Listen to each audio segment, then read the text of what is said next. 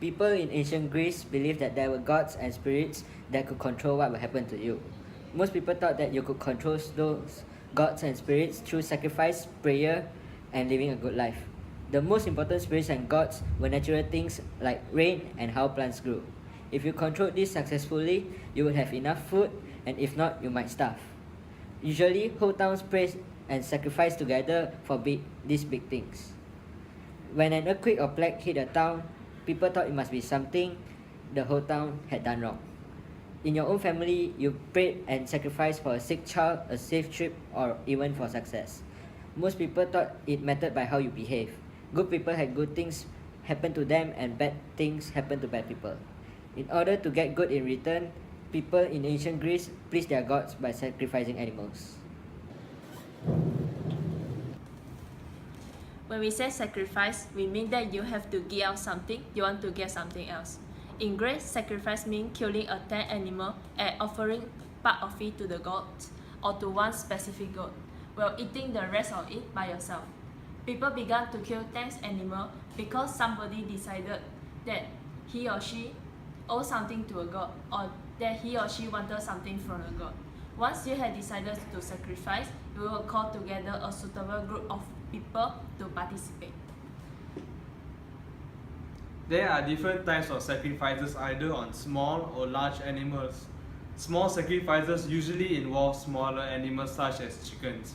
These sacrifices commonly occur when there is a family matter.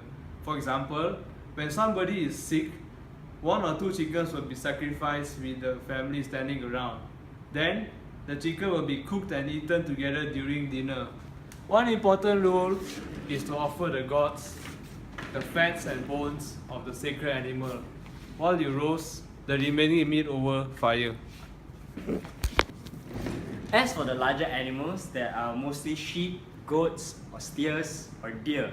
So you're only allowed to sacrifice these bigger animals when there's a bigger event, such as a wedding or a funeral. This is because all the meat had to be eaten up at once. Therefore, a larger group of people is required to finish up this huge amount of meat. Besides, ancient Greece lifestyle does not have refrigeration, so it will be hard to store leftover meat if there were any. Often, when a sacrifice involves more than one large animal, the whole village or whole town will come into participation in it. This is to help bring people together and to show the villagers the participation by one another in this sacrifice as a respect to the gods. As shown on the video, there are a lot of important rules that had to be followed when performing a sacrifice ritual. God in the video was referred to Hades, and his preferred animal was a steer. Therefore, the sacred animal shown was a steer being sacrificed to the god. The animal would be clean, dressed in ribbons, and taken into procession to the temple. It will then be laid and poured with clean water and also barley seeds. Why, you may ask? Barley seeds are known as seeds of purification. So the purpose of this is to purify and clean the animal before it gets sacrificed. Water was poured in order to force the animal to nod in agreement of getting killed. The most important factor of the sacrifice ritual is to not be taken as an act of violence, but to be treated as a willing participation by the mortals, immortals, and most importantly, the animal. The representative will then proceed by pulling out a knife hidden from the barley seeds and quickly slit the throat of the animal, allowing the blood to drain out from the body. This is to allow dirty blood to be drained and to offer a clean animal to the gods. The entrails, especially the liver, would then be extracted and examined to see whether the gods has accepted this sacrifice. At this point, the sacrificial ritual would become a feast for gods and humans. The animal will be cooked over open flames on the altar and the pieces are distributed. The remaining meat will continue to be burnt so that the smoke would rise up to the gods and goddesses above. This is so that the smoke would be red for omens. Everything had to be eaten there, right there and then. So you can't take it home and it has to be eaten within a certain amount of time, usually by evening. This was a communal affair, so not only were all of the members of the community were there, eating together and bonding socially, it was believed that the gods were participating directly as well. The Greeks worshipped their gods while standing up, so not quite as equals, but more equal and more similar than one would normally encounter. Though it seems that people from ancient Greek culture practiced sacrificing animals enthusiastically, this culture only really lasted from the Stone Age to about 500 BC. In conclusion, this was because of the rise of the first empires all across Asia and Europe. Slowly, animal sacrifice began to seem old-fashioned and kind of weird and uncultivated.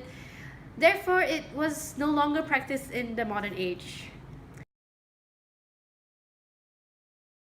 The nature of a sacrificial ritual commonly sacrifices an animal.